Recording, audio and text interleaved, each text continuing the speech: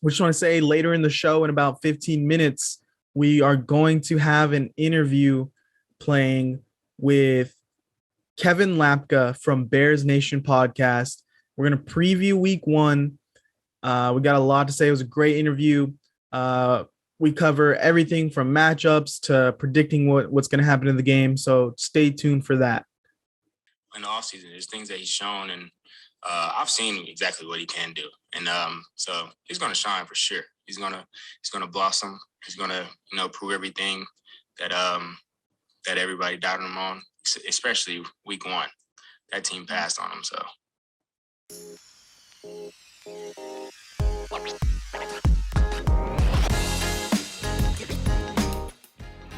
Welcome back to the Deep Dig of Sports Pod.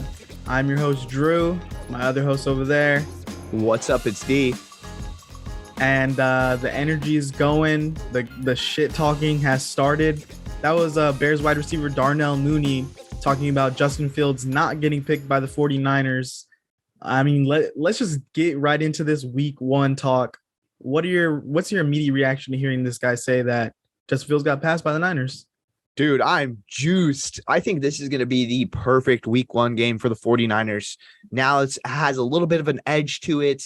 I think that obviously Justin Fields feels some type of way about not being picked and not even being considered. It was Trey Lance, Mac Jones, and then down here was Justin Fields. You know what I mean? He wasn't even considered for that pick. So I would feel some type of way about it. But if I'm looking over and I'm looking at Trey Lance, you have to know, like, he feels the pressure. Jimmy G's right there on his back, and he needs to show out.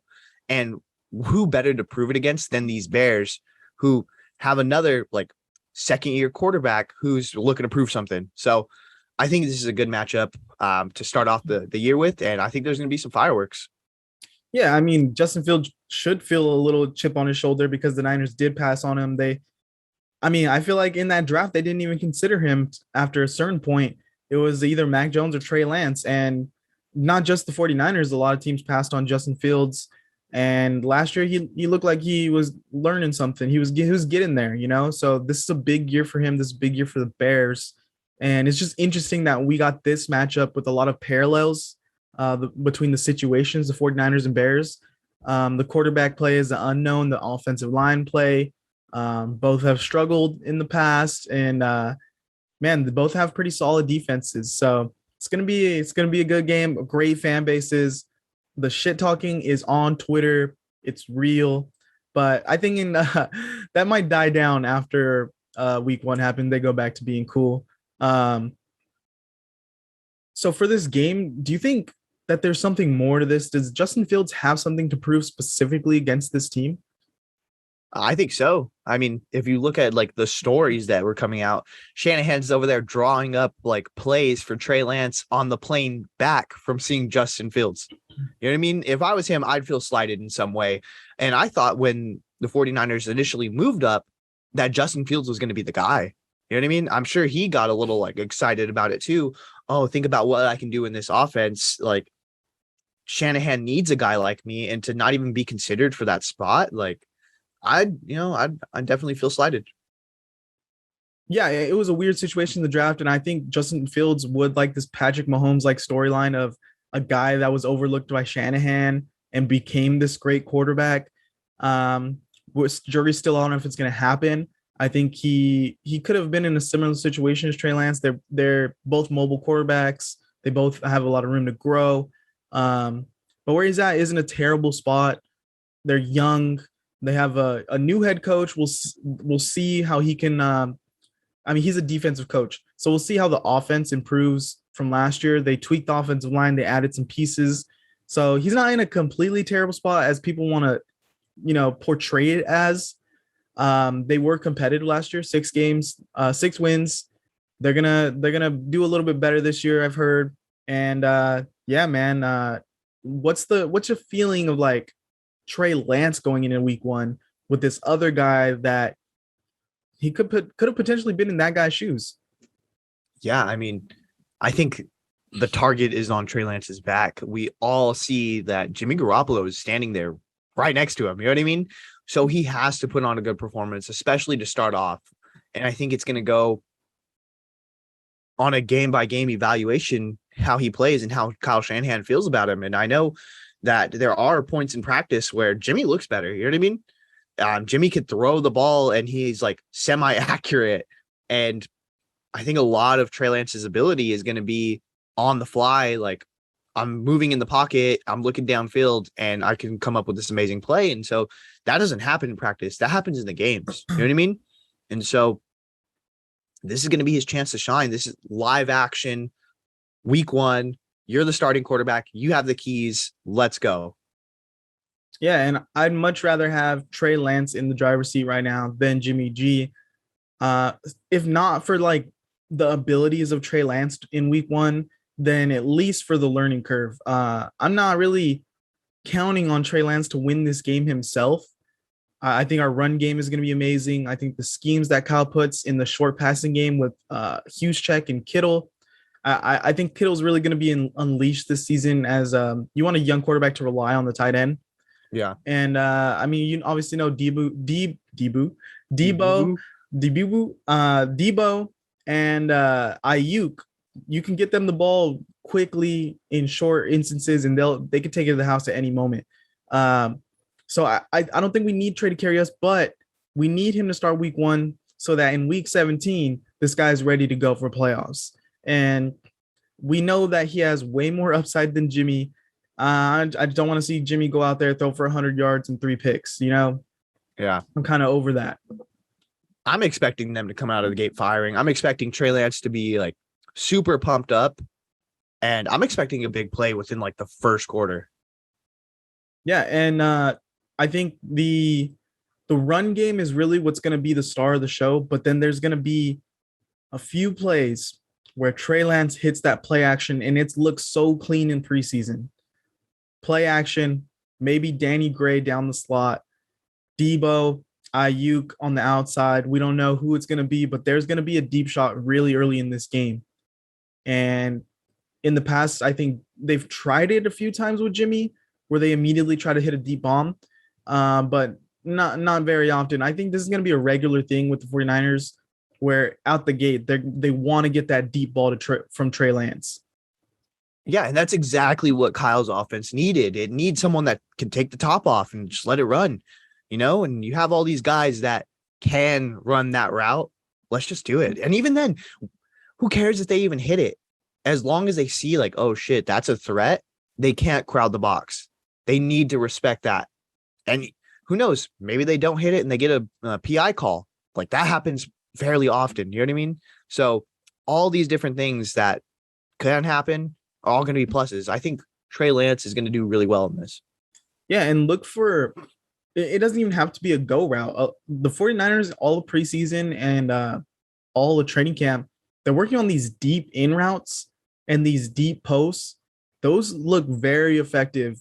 However they're scheming it up, man. Over the middle, I've seen Debo, I've seen everyone, Danny Gray, Juwan Jennings, over the middle, deep in the field, being wide open. Oh, lost my mic there. Nope. Weird. So we're going to have a regular segment on this show. I think if you want to give a little more detail on what we're going to be doing and what we're going to be breaking down every week from here on out. Yes. So I know myself, I know you, we're both degenerate gamblers. So we both love, just putting a little, extra cheese on this. And I feel pretty good about moving forward with specific picks around games we know, and games we know are 49er games, of course. So we're going to have the 49ers diamond pick of the week each week moving forward. And we're not some of those people that are just going to say, hey, this is the bet. We're actually going to place our own dollar bills on it, y'all. So moving forward, each week, we're going to have at least one pick, and that is going to be what we're going to be placing our money on. We will let you know how we do this entire football season. So we're looking really forward to it. Could be whatever money line. It could be in the over under. It could be a prop bet. It could really be anything, but we're going to lock in one bet a week, and you can follow along, bet with us. Let us know how we did on Twitter. Complain that we lost your money. You can tail us, congratulate us on becoming rich off this endeavor. But yeah, 49ers diamond pick of the week. Are you Yes. how you feeling? Let's just dig right into it, man. Yep. Let's get into the spread. Let's get into the odds. Okay. So we have 49ers right now favorites for this game, -7. So we bet the spread that's -110. Money line straight up 49ers -309. If you bet the Bears, it's +240. And that's something too. We don't have to bet the Niners. I mean, this is a 49ers podcast, be real, but we don't have to bet the Niners to win every time. If we feel like they're at a disadvantage and the odds are looking good, we might jump on the opposing team once in a while. Who knows? It could get crazy in this part of the show. But how are you feeling this week? I don't think we're gonna have a lot of Bears backers right now. Yeah, no. I feel like the money line would be like super easy, but I don't like those odds. You know what I mean? That is not a good value for me for like 3-1 odds. Nah. I mean, yeah, no, I'm not gonna do it. For me to have to win $100, you have to bet $300. I'm good. So I'm looking at the spread is pretty nice. I know it gets a little weird week 1. So last year I bet on the 49ers versus the Lions. I took the spread and they ended up, pushing that because it was a 7-point game. And I actually feel pretty good about doing that again. A push is just as good as a win in my book because, hey, you know what? I get that money back. I get to retry next week. So as far as 7 points, I feel like the 49ers are going to blow these Bears out. So I feel good about that. And I feel like the line is only going to creep up as we get closer and closer to that game. I feel like it could get as high as 8.5. So if I had to do something, I'm thinking that 7 points is pretty nice right now. But the over under is 41.5. I'm thinking we're going to put up some points. How are you feeling about that? And the over-under is 41.5 at -110. Pretty juicy odds there. It's just tough for me to call. Like our defense is really dominant. I could see us holding them to like a 6-point, 9-point game. And do I think the 49ers with a young Trey Lance could put up like +30? I don't know. I have this game more going towards about like 28 points from them, maybe 20. So it's tough for me to judge. Do I feel confident enough to go over? Do I feel confident enough to go under? I tend to stay away from the under bets because once like a few things pop off in the game, then I'm watching a game that I lost for a half of football. Another instance that another bet here that looks interesting to me is the total points for the first half over under 14.5. I could definitely see them putting up more than 2 touchdowns in half. That seems like pretty good bet right there. What are you thinking about that? Yeah, I mean, I feel pretty good about that. I think that a touchdown apiece and a field goal isn't out of the realm of possibility, but we know the 49ers are going to sit there, control the game. They're going to run the rock, but we're also expecting a big play. Like, I think it's pretty good. I think the one bet that I'm really interested in is that Bears total points.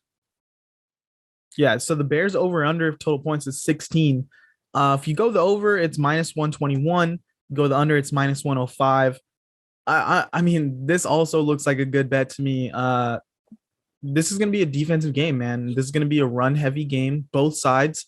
The Bears do have some injuries at wide receiver, and they have 2 solid running backs in Herbert and Montgomery. So they're in the same boat as the 49ers. A young quarterback, they want to run heavy, rely on their tight end and Cole Kmet.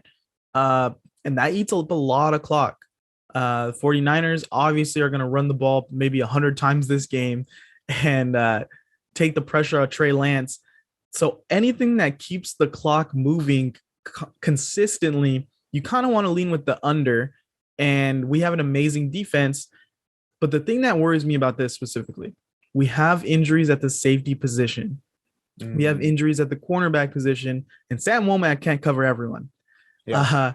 Darnell Mooney, say what you will about him, he's a guy. I think he's a solid receiver. He has speed, and they have a lot of young guys on that team that have speed. So at any moment, I think if they get good pass protection, they pick up a blitz, they can take the top off this defense, this 49ers defense, and put up an easy touchdown. We saw it in preseason against Packers. What's that? Romeo Dobbs. Yep. That guy killed us consistently. And some of those guys that were covering him are going to be starting in this game or playing a heavy role. So I'm hesitant to put the under 16 on this one because there can be some garbage time and there can be an instance where they get a freebie. Yeah, and I mean, look at historically who of the 49ers struggled with. They struggled with mobile quarterbacks, and Justin Fields is obviously a mobile quarterback. He's a guy who had his highlight play against the 49ers last year. So I could see some garbage time, hey, we let this one get away from us. Even if they're up by 20, I could see them sneaking in, last second touchdown and putting that over that amount. So if you had to choose a bet right now, who are we putting our money on? So for sure, I think the Niners are going to win. Yes. If we went straight money line, I mean, I would want to dig into different games of the week and maybe parlay that off. But if we're just going right now, I think the 49ers cover the spread, the -7. The spread is going to change, obviously. I think bettors are going to be hammering the 49ers because they're looking for sure win. And the narrative right now in the league is that the Niners are way better than the Bears. So yep. I think Niners at -7, we could win by 8. I feel really good about that bet. Yep. I think that's my bet too. I think, again, when you're betting, especially week 1, you just want to go who's a good team, who's a bad team, and you want to bet on that good team. So just with that simple formula, I would do the Niners and I would do that -7. So we're locking it in. That's our 49ers diamond pick of the week. You heard it here. Bet the 49ers right now, -7. The odds are at -110. Yeah, I mean, follow us along. We'll be super transparent on if we won or if we lost. You can bet with us or you can bet against us. Either way is totally fine as long as we're having fun here. And let us know on Twitter, man. Link is in the description of this show. Let us know on Twitter what you guys think is a good bet. Let us know if we're crazy for our bets. And let us know if you win some money out here. Let us know. All right, now we're going to go to an interview we had previewing week 1 Bears versus 49ers. And what better way to preview it than bring someone who loves the Bears to talk about the Bears 49ers game. We brought Kevin Lapka from Bears Nation Pod, came on the show, really cool guy, really insightful guy. We went over a lot of details. We went over a lot of personnel, position, matchups, and at the end of it, we did predict winners. So let's go to that interview now and enjoy. All right, Deep Dig 49ers faithful fans, we have a special guest today to preview week 1 versus the Bears. We have Kevin Lapka from Bears Nation Podcast. You want to introduce yourself, kind of describe your podcast a little bit, what you got going on over there?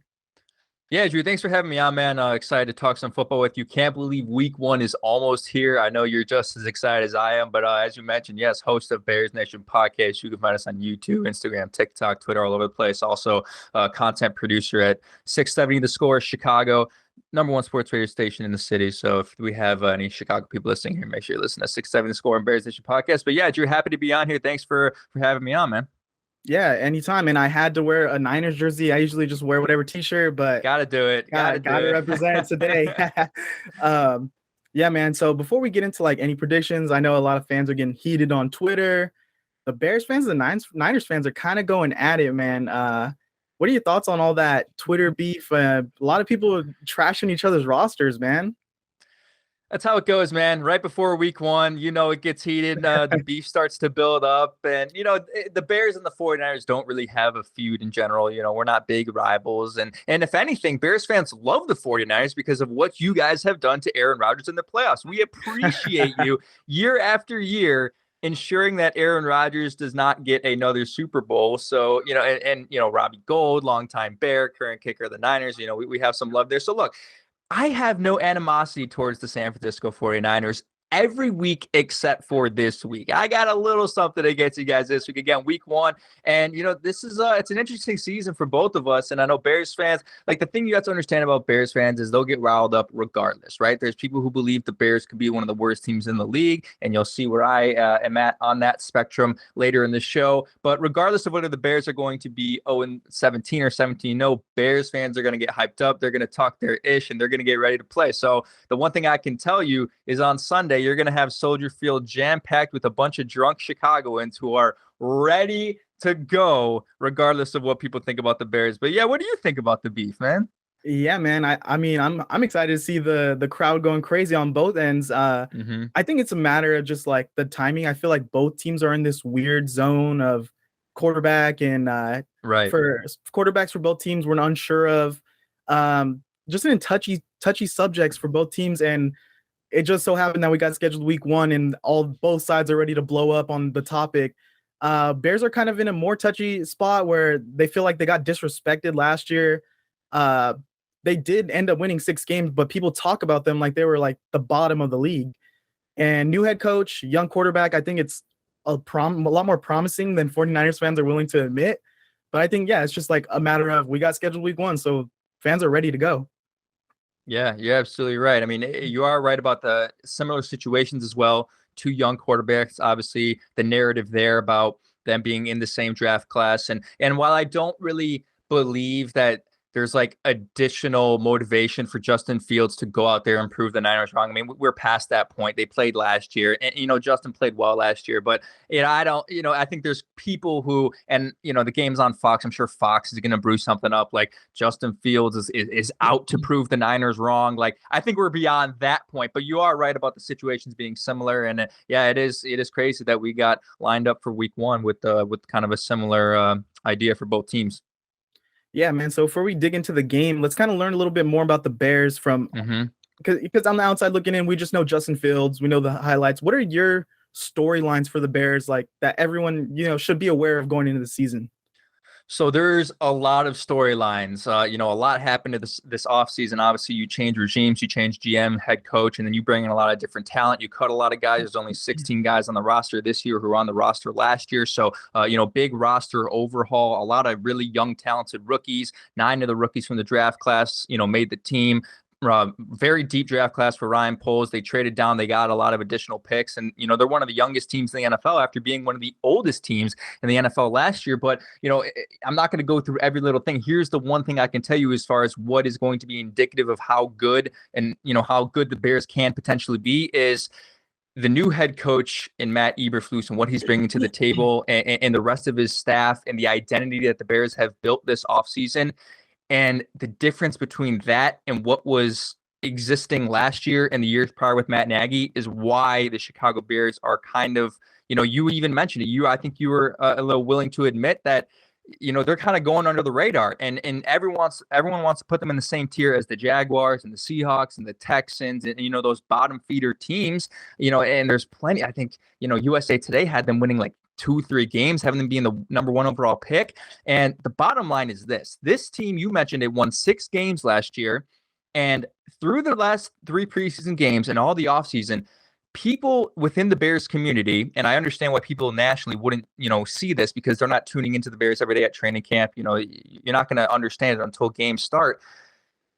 The Chicago Bears were damaged by Matt Nagy more than you could ever imagine. And specifically the offense, specifically Justin Fields, his development, but also just the way the team played, the way the team, hustled to the ball, the effort, being prepared for a game day. I mean, how many times last year did the Chicago Bears score 0 points in the first half? How many times, were they, not ready to play out of the, gates from the start, out of the gates in the second half? What you have now is you have a team based off of the hits principle that, Matt Eberflus has implemented with them, that throughout the preseason, throughout training camp, when I was there and everything that I've witnessed, like, they are ready to go, man. They're ready to play. They don't care what anyone thinks of them. They're going to hustle to the ball. They're going to play hard. They're going to put in their maximum effort. And, those things are just as important to winning as X's and O's are. And that's what I've learned. But almost more importantly than that is the fact that you have an offensive system now that understands and tailors to the strengths of Justin Fields. Luke Getsy comes in and he says, you know what, we're going to completely overhaul this and we're going to put Justin Fields in the right position.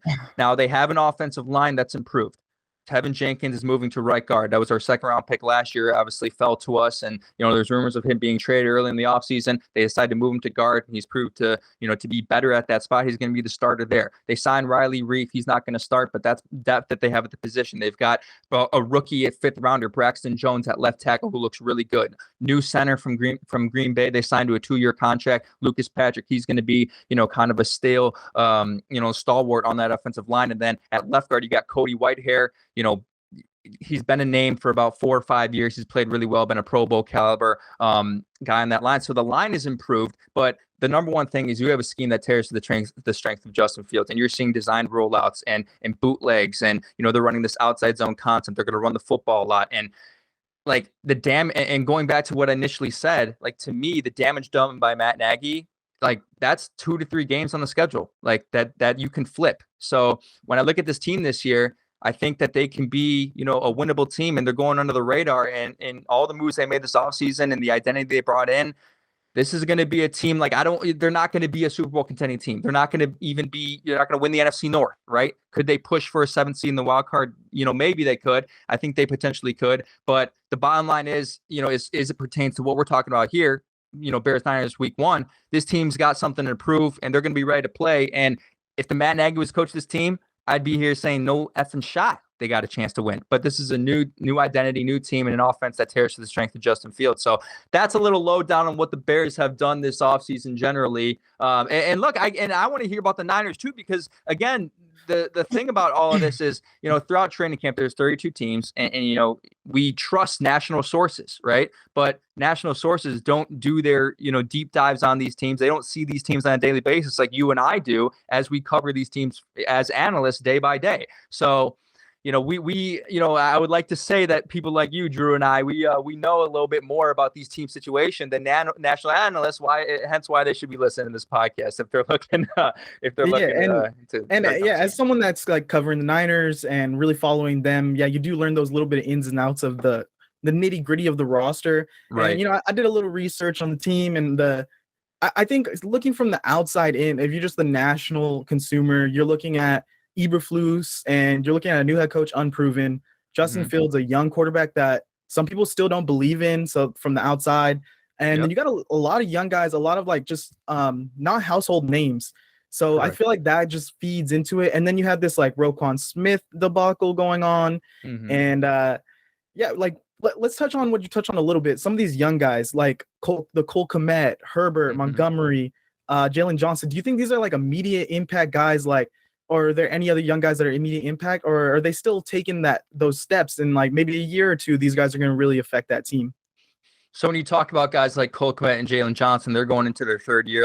This is going to be their year. Jalen Johnson has been really, really good. This is his year to be a Pro Bowler. This is Cole Kmet's year to finally be, a 700-yard, 800-yard receiver, a guy who's going to maybe get 90 receptions on the year, right? So those guys, are getting to that point. And another thing to mention is, this coaching staff in comparison to Matt Nagy's coaching staff has been, exceptionally good at developing these guys. And that was something that Matt Nagy never did. I mean, you could take maybe 3 guys in his entire tenure that he really developed well.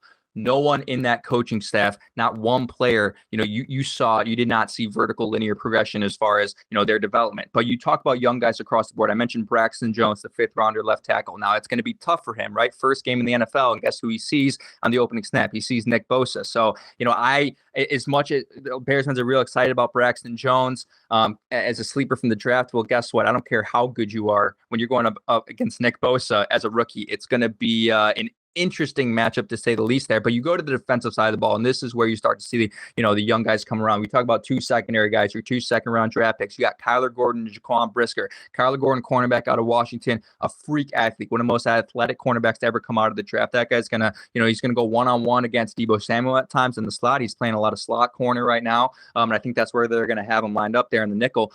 So Kyler Gordon is a guy you have to remember, but the guy that I want you to think about most, who's going to make an impact if healthy, he's been injured, is Jaquan Brisker, safety out of Penn State. This second rounder is an absolute dog. Now, we had his trainer on our podcast last week. He also trains Aaron Donald. This guy's name's Dwayne Two Tenths Brown. He trains Sky Moore. A bunch of other guys around the league. And, he was being real with us. I know it's his trainer, but he was saying he thinks Jaquan Brisker can be an all-pro Hall of Fame type player, and he thinks he's got a real shot at being Defensive Rookie of the Year. It's kind of rare that a safety wins that award. But Jaquan Brisker is a name. And look, man, the number one thing that you're going to see out of these young guys on both offense and defense, and this was the identity for the Chicago Bears when they entered the draft, is we are looking for extremely athletic, explosive players. This is a very, very, very fast football team. They are going to get to the ball fast, and their identity on offense is moving the ball around. You think about another guy, Velus Jones Jr., third-round rookie out of Tennessee. That guy is a freak athlete, sort of a gadget guy who can do it all, and they hope he can be their Deebo Samuel. He's super versatile in that way, super fast. So, these young guys, man, they're coming in with a vengeance, and a lot of them, like Velus Jones Jr. is 23 years old. You got a lot of older, mature guys, and this team in the preseason, although they are young, was very, very disciplined, and that was something that Matt Eberflus was exceptional at in Indianapolis. His defense for the past 3 years was always top 3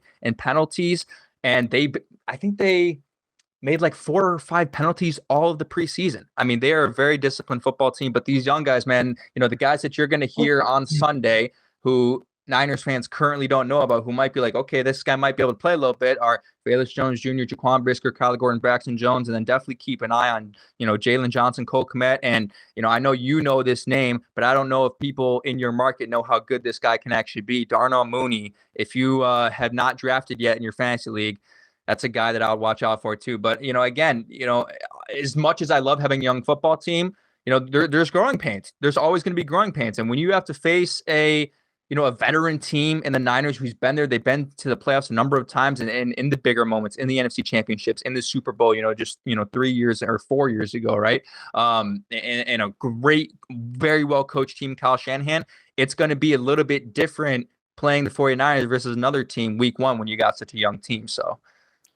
Yeah, and that's specifically why I wanted someone from the Bears side to come on this podcast, because a lot of Niners fans just writing this off as a trash roster. The Bears, like, they have nobody. But when you actually look into and dig into the numbers, they were competitive last year. They're gonna be competitive this year, and it's all about, if you win 6 games, there's those 4 or 5 games that don't fall your way, like 1 or 2 things don't fall your way, and it could very easily change the next season. So I just want 49ers. I'm not saying the Bears going to win the game, but I just want the 49ers. I just want the 49ers fans to be aware that these aren't pushovers coming in. It's going to be competitive. They're going to compete from start to finish. And yeah, I actually want to dig into more. Let's get into some of these matchups. I wanted to know, like, what are you excited for, and what kind of worries you between these matchups? And then I can kind of dig into more of the Niner stuff when you throw it back at me.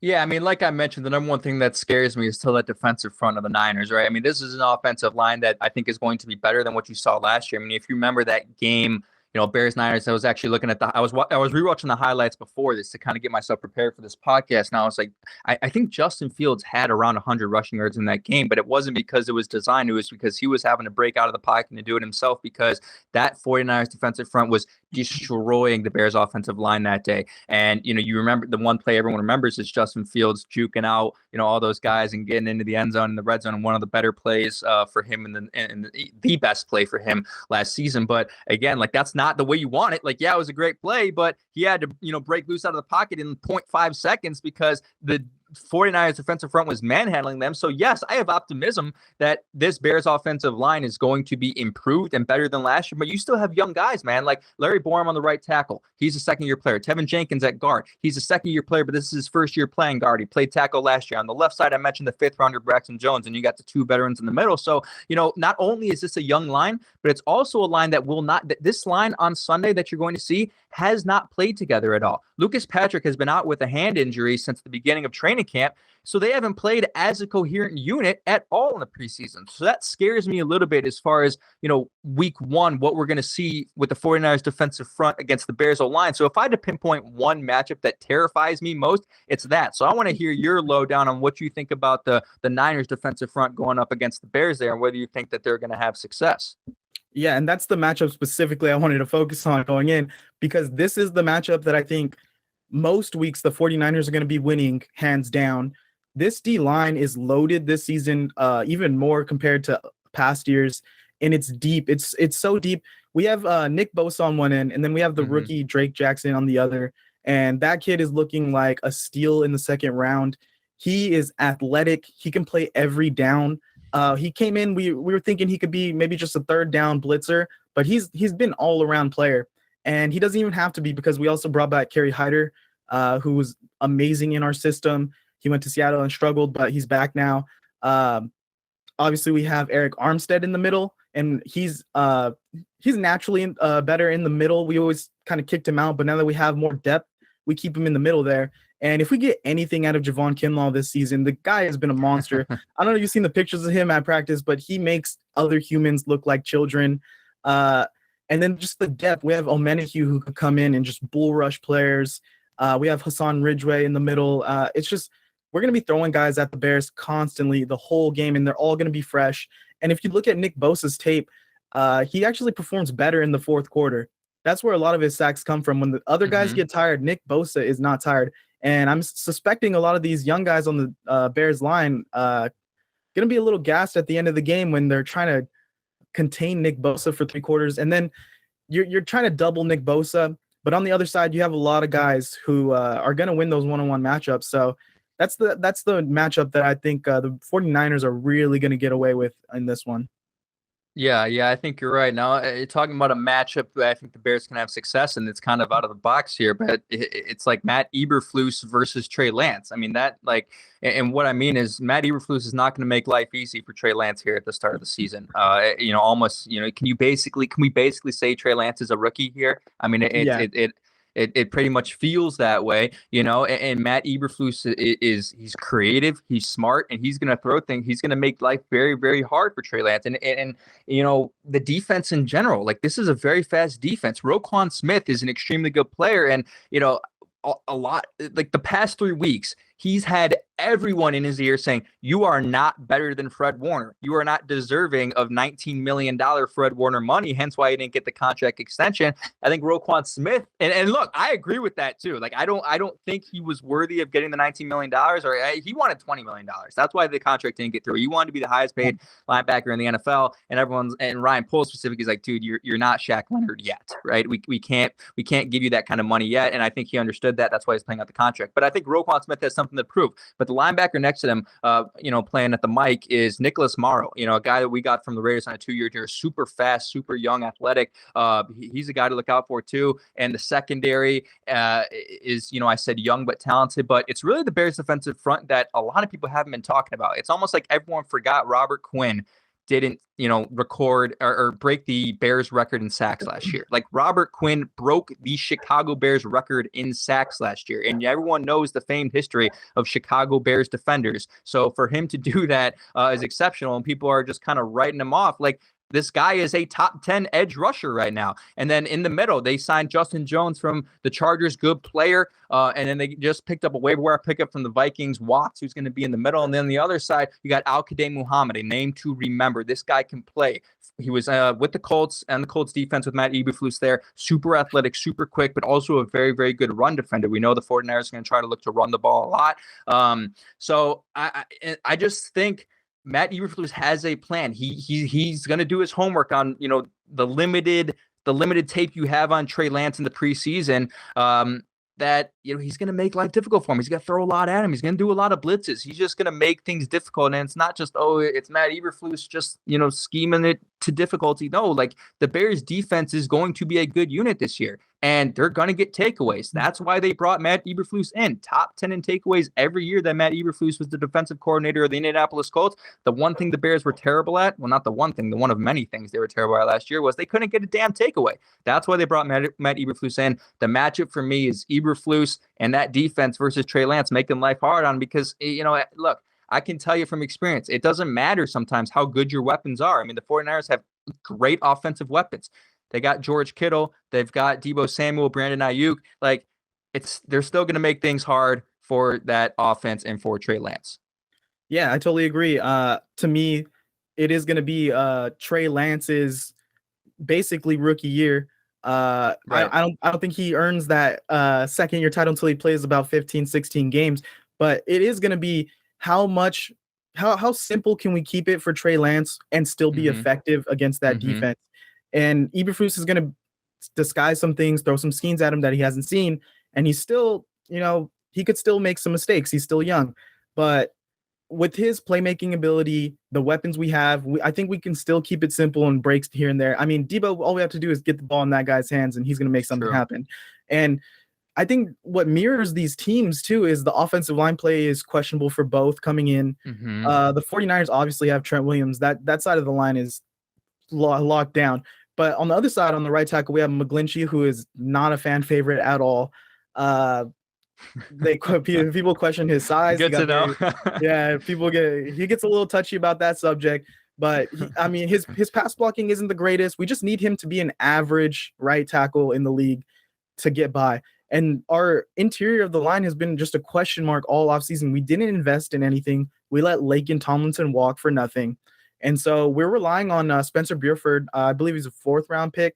And he's been amazing in preseason. Everyone's saying that guy is going to be perfect. He's been loading up on the pancakes during the preseason. And he looks good, but still a young guy. And it looks like Jake Brendel might be our starting center, who's still an unknown. And on the other side, left guard position is our biggest question mark.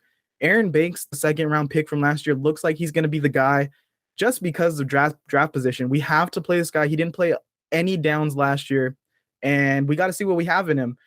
He hasn't impressed. He lost first team reps to an undrafted rookie, Jason Poe, at the end of preseason, and Poe ended up on our practice squad. People were calling for that guy to actually start, that's another unknown, another undrafted young guy who cleared waivers and made the practice squad. So what does that tell you about our offensive line right now? We picked up a couple different guys on waiver claims, but I think that's going to be our starting 5. And I'm not feeling great about it, but with the mobility of Trey Lance and our running backs, our running back stable is looking amazing this year. Elijah Mitchell, if he could come in healthy, I think he's tweaked a little something right now, but he should be okay. Jordan Mason, a undrafted rookie, he's looking explosive for us. And Jeff Wilson Jr. is always a solid back. I feel like he could be a solid starting back or number 2 for another team, but right now he's just in the rotation. And we also have the rookie TDP, Davis Price out of LSU. That guy, he comes in with a lot of hype. He's someone that people see a potential starting role for him in the future. If not for this team, another team. He just has that kind of pop to him, and I think that could be the difference maker in this game. If we can control the tempo like Kyle Shanahan wants to do with this run game, not necessarily the O-line dominating, but with the schemes that Kyle can put together. And that's another thing. Can Kyle still do those run schemes without his mastermind offensive coordinator back there? Right. And that's just another question mark going in. I do think, too, our secondary is something that I'm a little concerned about with your speed on that side of the field. And Daryl Mooney specifically, we have a lot of injuries in the secondary right now. And that's another position group that we didn't invest money into. We kept the guys we liked and we believed in. And then we just added, bottom dollar guys who are good, but you're not getting top of the line output every week out of these guys. You're really depending on them to have a game here or there. So that's the matchup that really worries me is if someone could take the top off of this defense, everything could fall apart. And I got bad news for you, because that's literally the entire Bears offense. Is they have built their offense around guys who can take the top off the defense. That's the identity. Is they're going to try to have an extremely fast and quick offense. It's gonna be very hard to defend. You're looking at Darnell Mooney, who's a 4-4 guy. Byron Pringle's a 4-5 guy. Velus Jones Jr. is a 4-3 guy. Equanimeous St. Brown, I think, is also a 4-4 guy. Like, you have a bunch of speedsters on this team, let alone the quarterback is almost the fastest of them. So, you have a real opportunity for the Bears. I mean, Jimmy Ward's on IR, and Charvarius Ward, he's questionable to play. Do you guys think he's going to play? What's his injury status? Last I checked, he's going to play. We're hoping that he wouldn't start. We'd rather go with George Odom, but it seems like the 49ers staff really likes Tavares Moore, even though he got burnt by the Packers in a preseason game. So it's looking like it's going to be Tavares Moore.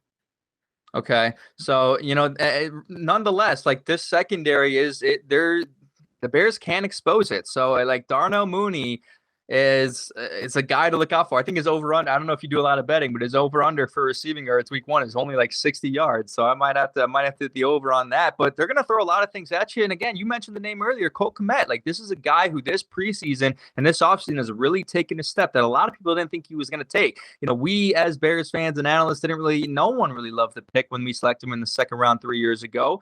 We thought there was better guys on the board, specifically myself wanted Antoine Winfield Jr. He was available. Obviously went to Tampa Bay, won a Super Bowl that year. Of course, he walked right into a perfect situation, but that's a guy I thought they should have drafted. So Cole Kmet, he's really developed and he's a really, really tough player. He's not the fastest, tight end, and he's nowhere near, as athletic or explosive as George Kittle or anyone, Travis Kelce, Mark Andrews, the people in the top echelon of tight ends. But what the guy does is, he makes catches and he breaks tackles. Like, he is a hard guy to bring down. Now, he's not the biggest threat in the red zone, and that's where, people get a little bit concerned is, 0 touchdowns last year. And yeah, they had Jimmy Graham there and Jesse James who were kind of taking up red zone snaps, but they're going to get really creative in the red zone. They're going to do a lot of different things. And Luke Getsy, if you guys kind of remember, you're playing the Packers as many times as you had the past couple of years, this guy loves in the red zone to do a lot of different motions and gadgets and just scheme guys open. And if you can think, I'm sure they did it to you guys at some point, he just sends Devontae Adams in motion and has him run a little dig route, and he's wide freaking open because the cornerback's got to follow him all the way across the field. They're going to do creative things in the red zone with the amount of speed they have. Look for Byron Pringle, Velus Jones Jr., Darnell Mooney to get schemed open in those areas against, a secondary that is a little bit questionable. And again, the Bears offensive personnel is not threatening to anyone, and I'll be one to admit that as well. I think Darnell Mooney is going to be a 1,200-yard receiver, but obviously it's not a great unit. Do I think it's better than what everyone is making it out to be? I see jokes on Twitter that the prison system has a better receiving corps than the Chicago Bears. I wouldn't necessarily say that, but they have the tools to surprise people a little bit. The talent's not there, but because they have such a fast offense and let alone a very, very good running back in Dave Montgomery and a great number 2 in Khalil Herbert, who's going to get a lot of reps on Sunday, they can do enough on offense to win this game, which, in my opinion, is going to be a lower scoring game anyway. This isn't going to be a shootout, obviously. I think we're going to be looking at somewhere 24-21, 24-20, something like that. And last year was 33-22.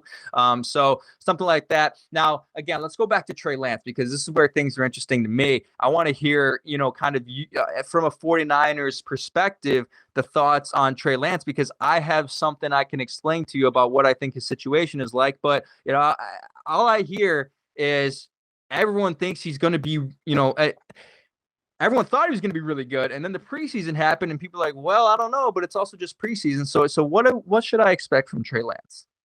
Yeah, and just to wrap up the whole wide receiver secondary talk, I think that's going to be the narrative every week for the 49ers because that's what our defense is built on. Cheap secondary play, a dominant line D-line play, and then we find gems in the middle of the defense with the linebacking core. And our linebacking core is amazing with Azeez Al-Shaair, Dre Greenlaw, and Fred Warner. They all can cover. They all can play the run. So as long as we contain that, and a name to remember all season long, who, if you want to talk about defensive rookie of the year, Samuel Womack III. This is a guy that is a ball hawk. He is all over the field. He shined in the preseason. They actually cut Darqueze Dennard after a highlight game from Sam Womack. And we really needed this guy to come on strong because we let K'Wan Williams walk, who was our star nickel corner. And this Samuel Womack kid, he can play inside, he can play outside. He's going to be a nickel starter for us from the get-go. This guy is going to be someone who can help us contain those plays. But as far as Trey Lance goes, I went to training camp and I watched him throw with my own eyes, and I think this guy can spin it. He looks special when you watch him play. He did have a bad practice when I saw him. The throws I saw him make were special. What I noticed with him is the deep downfield throws, he is nailing those. And that's what he worked on all of preseason. And people aren't understanding. When he goes to practice or training camp and he goes 3 for 11, 4 for 10, he's not throwing 10 checkdowns. He's throwing 10 mid-level to deep-level throws because he wants to work on that part of the offense. The 49ers aren't used to that. Kyle didn't really do that with Jimmy. So this is what they've been working on. I think they are skeptical if he can complete the easy stuff. He's been a little bit off on the out routes, on these quick throws, but I think Kyle needs to decide, does he want to live with Jimmy where you complete the easy stuff and you hope that he makes a couple big plays, or you live with Trey where he can make some big plays, but is he going to complete the easy stuff? And that's just the teeter-totter that we're going to be on all season. And I think Trey can get there. He's not there yet, but I feel really good about what I've seen him do running this offense, the play action that he can do. When he's rolling out of the pocket, if you watch his eyes, he's looking for the deepest target, and at the last second, he's going to the check down. With Jimmy, it's the opposite. When he rolls out, you hold your breath, because if he lets go of that ball, it's either an interception or it's getting thrown in the dirt.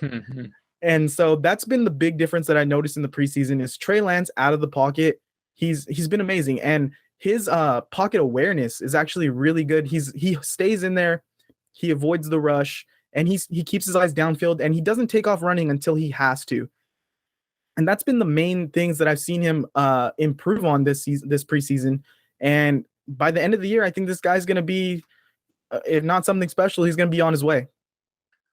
Okay, so the parallels here between the situation that I can think about that occurred with the Bears they're uncanny. Like, they are almost exact. So I'm going to give you a situation, and this is great. So 2 years ago, 2020, the Chicago Bears, had the quarterback battle between Mitch Trubisky and Nick Foles. And let me, caveat this and preface this with the fact that no, I am not comparing Mitch Trubisky to Trey Lance. Okay, I'm not doing that. Let's squash that right now. Yeah, I'll squash that right now. Okay, but the situations are similar in this sense.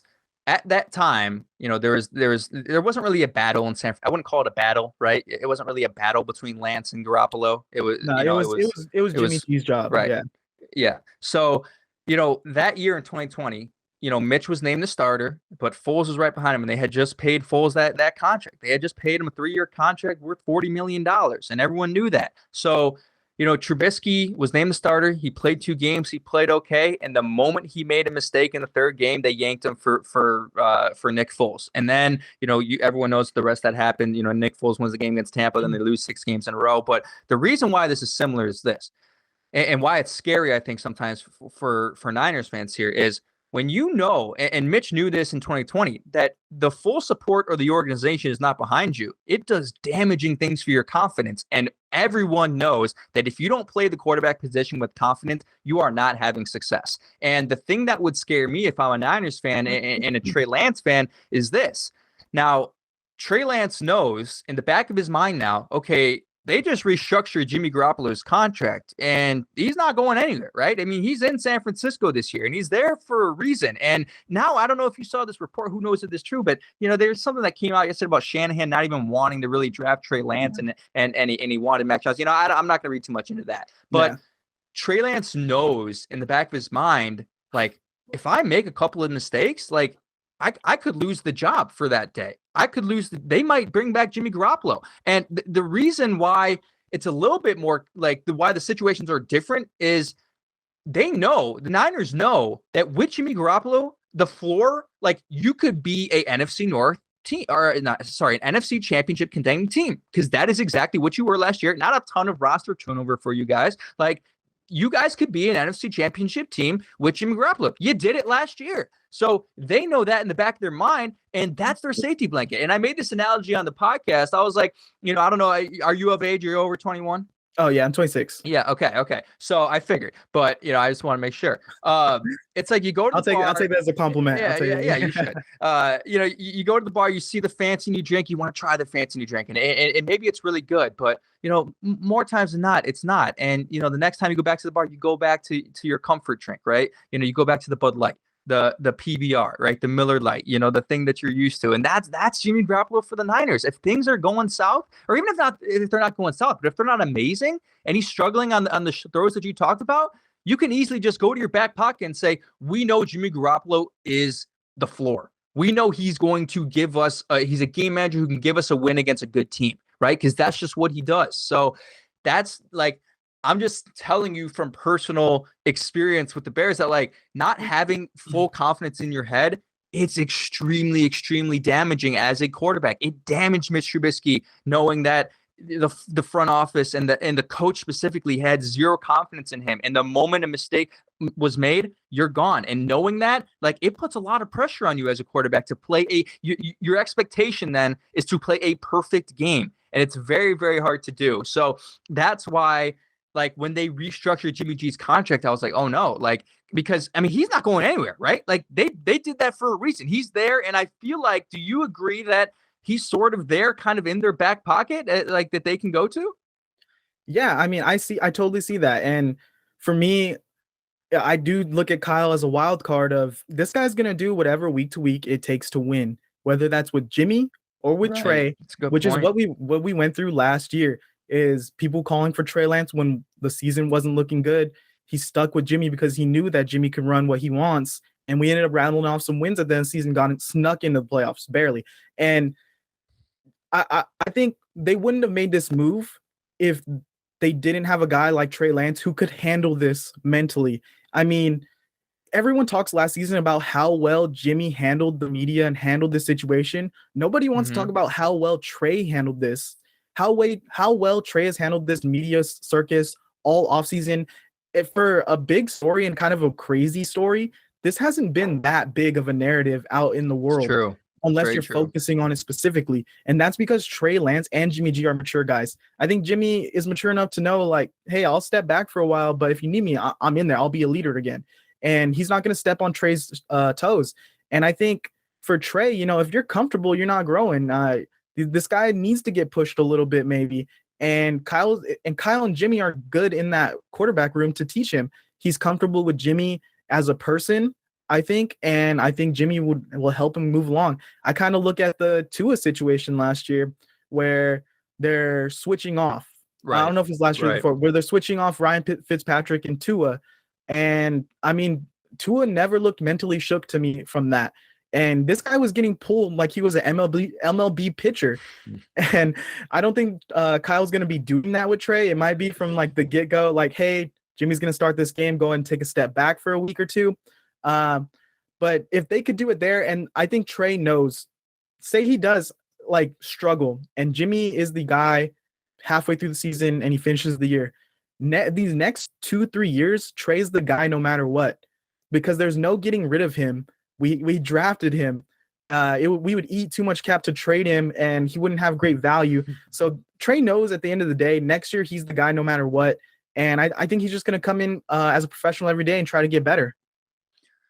Yeah, I mean, I think the ceiling could be there for him. And you know, maybe he has the mentality that he's going to say, you know what, you want to bring back Jimmy G? Screw you. I'm going to show you that I'm the leader of this team, right? And maybe he'll use it as motivation. That's definitely a possibility. That's what I want. You know, that's what I wanted Mitch to do in 2020. But you know, sometimes it's difficult because if you're not playing well, like it's hard to say, screw you, this is my team if you're not playing well. So you just don't know if he's that guy yet. You don't. And that's why, like, week one, you know, okay, it was terrible timing because now that's become a storyline, sort of. It's in the back of his head. Week one, now you got to go to Chicago and play a team that's, you know, has felt disrespected for the past 4 months and has something to prove. So, you know, I'm anything goes, man. Anything goes for Sunday. And as far as like the leadership qualities of Trey, like I didn't really like, because I don't follow the Bears as closely. But tell me if you noticed this when Justin Fields started to take over. When Jimmy was the starter, Kittle was his boy, always posting him on social media, and all the guys had his back. The second the season ended and Jimmy kind of stated like, oh, I've been good here. I'll see you guys, deuces. I think there was a kind of shift where Kittle started hanging out with Trey Lance. They're at the Warriors game together. Debo's posting about Trey Lance. They're hanging out. And then Brandon Ayuk is like, they're boys now. Like, they're always together. And so there was this kind of shift in outside of the field where they're really like taking on this guy as their leader and embracing him. And that was the question last year, is like, is this Jimmy's locker room or is this Trey's locker room? When it was clearly Jimmy's. And this season going in, I think he feels more comfortable because this has clearly been Trey's locker room.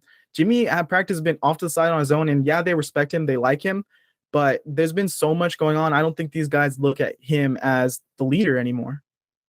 Yeah, and look, like that was there, like same thing with Justin Fields. Like last year, this was Justin Fields' team, and everyone knew that, but they gave the starting nod to Andy Dalton. And years ago, it was Mitch's team too, and they gave the starting nod to Foles at one point. Like, hey, sometimes, man, like if you have a coach who's really stubborn, who's really, like they know what they want and they're not going to, stray away from that, then like sometimes that stuff doesn't matter because, we would talk for so long on our podcast. Trust me, we have been through this as Bears fans about this exact conversation. Like, dude, like everyone is like behind Mitch Trubisky. Everyone's behind Justin Fields. Why aren't they just playing him? Well, like if you have a coach like, and Kyle, I think Kyle Shanahan's a great coach, but if he's stubborn and if this is the way he wants it, then like, that's the way it just sometimes is. Like if he thinks it gives them the best chance to win, like he's not going locker to locker saying, who do you want to start? Who do you want to start? Who, you know what I mean? He's not taking a tally of which players, they like more. So it's just an interesting situation, but we'll Definitely. See how it plays out.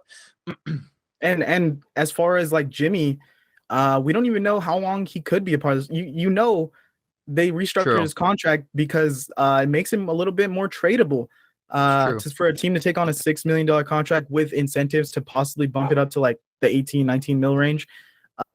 For a desperate team, that's looking pretty good. It only takes one play for a team to get that desperate. I mean, Zach Wilson rolled his knee and everyone like crowned them the Jimmy G sweepstakes winners. So there only takes one injury and it can happen week 1.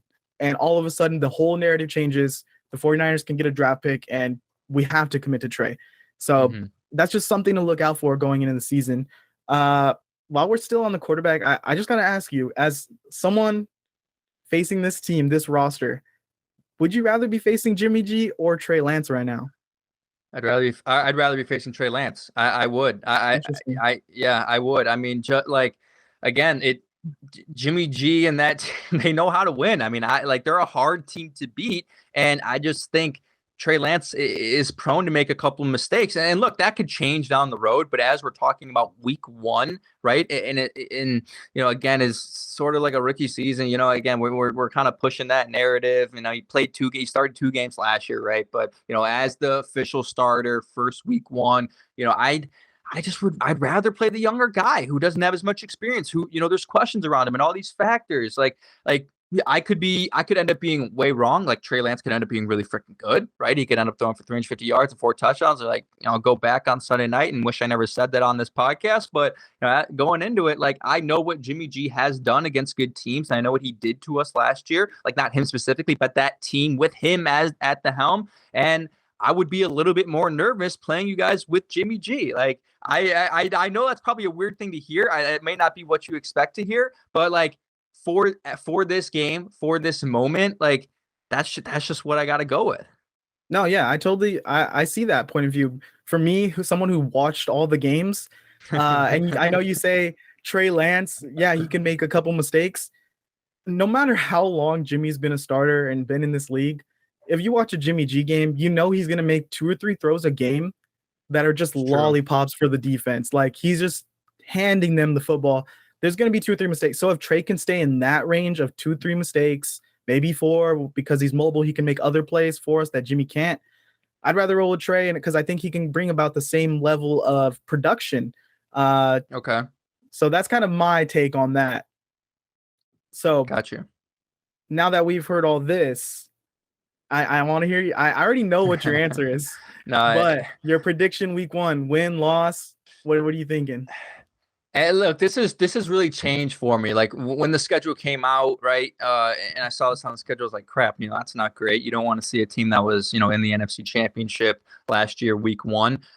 Luckily, I think things changed that this game is in Chicago at home. I don't know if you guys know, but on Thursday, they're going to likely announce like the official details for the Bears moving to build a new stadium in Arlington Heights. So this game on Sunday and this season could be one of the last seasons at Soldier Field. That's going to rile the Bears fans up. They're going to be ready to go at the stadium. But, I will say a lot of this does depend on injuries. Like the Bears have a lot of very, very, questionable injuries right now. Byron Pringle may not play. Velus Jones Jr. may not play. And if both of those guys play, I mean, those are your 2 and 3 wide receivers, man. If they don't play, like, you could be in trouble. And Jaquan Brisker, the guy I mentioned earlier, who his trainer thinks could be a Hall of Famer at one point, the rookie, I mean, he might not play either. So, a lot of it hinges on the injuries there. But the bottom line is this: like, I either think like the Bears get blown out in this game, or they win like 24-23 in a real close game, and Trey Lance makes like a backbreaking mistake. But like,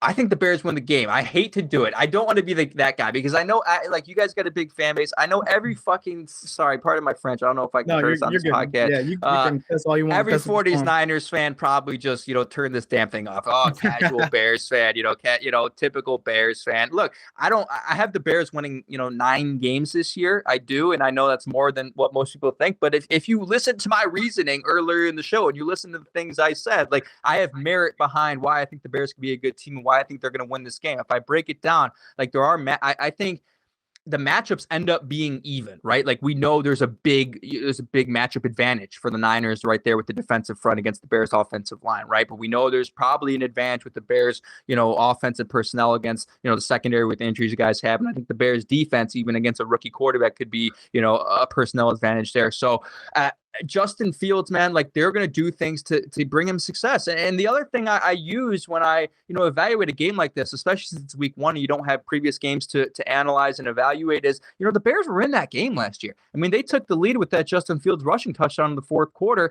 And I don't even remember how the heck the Niners ended up scoring 33 points in that game. But, things really went downhill, and that Bears team did not know how to close games. I mean, if they knew how to close games, they could have won 8 to 9 games last year. They were up on the Steelers with, a minute 30 to go in the 4th quarter. They end up blowing that game. They were up on the Ravens with, 2 minutes to go. Tyler Huntley marched on the field and beat them. You flip those 2 games, they have 8 wins. The Bears were competitive late in games last year. They were beating the Packers by 14 at one point on Sunday Night Football in the 2nd quarter. Like, they were able to be in games, be competitive. They just didn't know how to close. I think this team, and the effort that I have seen from this team in the preseason, this team plays hard as hell, and they're going to be ready to go right out the gate. The Chicago fan base is going to be ready. Like, I just think it's going to be a little bit surprising. Even if they don't win, at least expect it to be. You watch college football at all?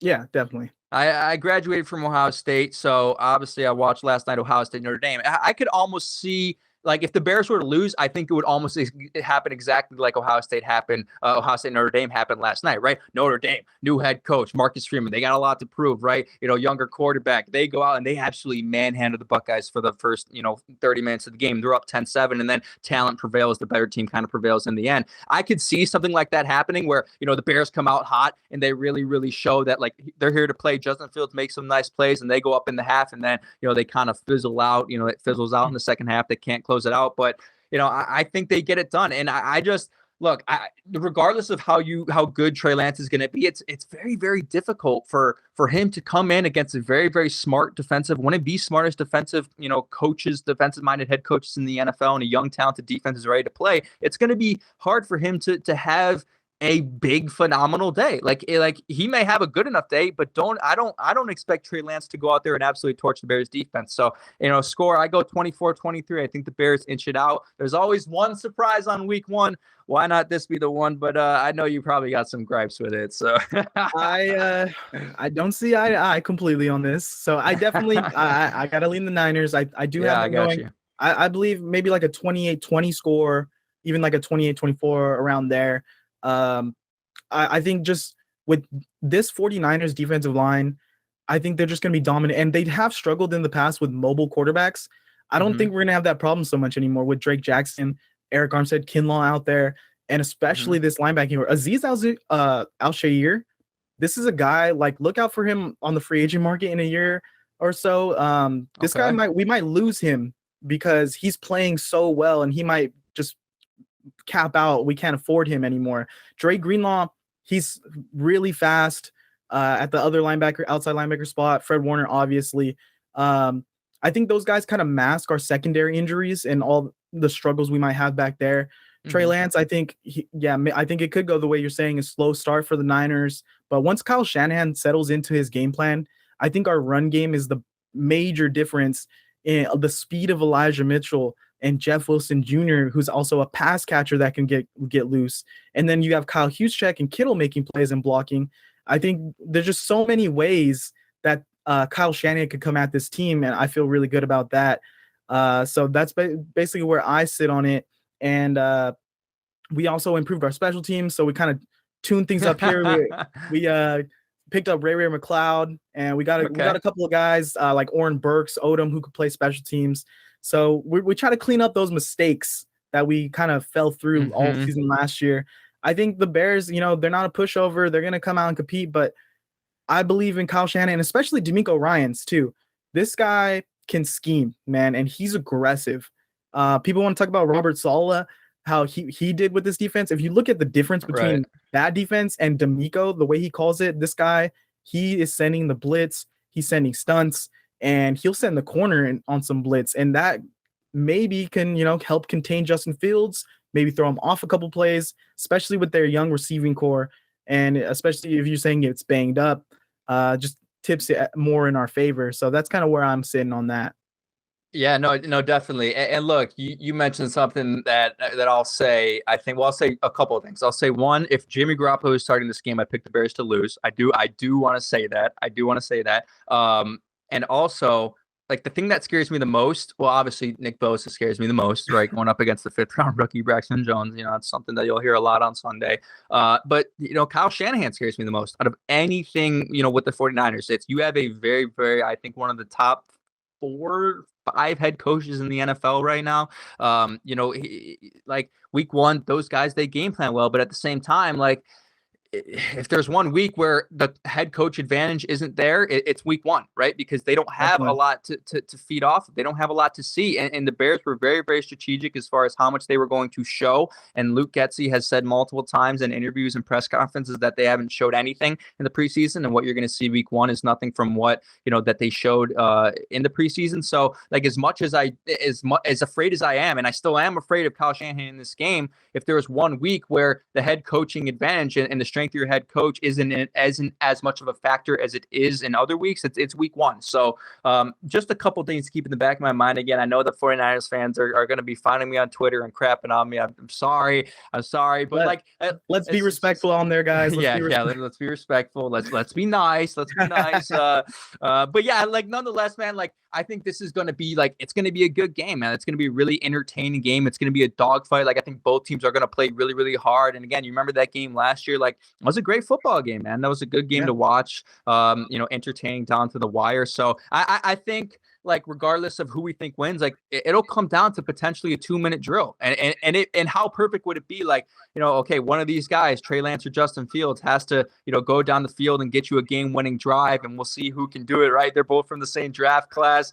Justin Fields is the guy who was drafted later. He wants to prove it, but Trey Lance wants to prove that he's the guy drafted number 3 overall. Like, we know, again, like, we know how Fox does these things. We know the narratives that they're going to push. So it would only be right if it comes down in the end between, which second-year quarterback from that draft class can make the final play on the game-winning drive.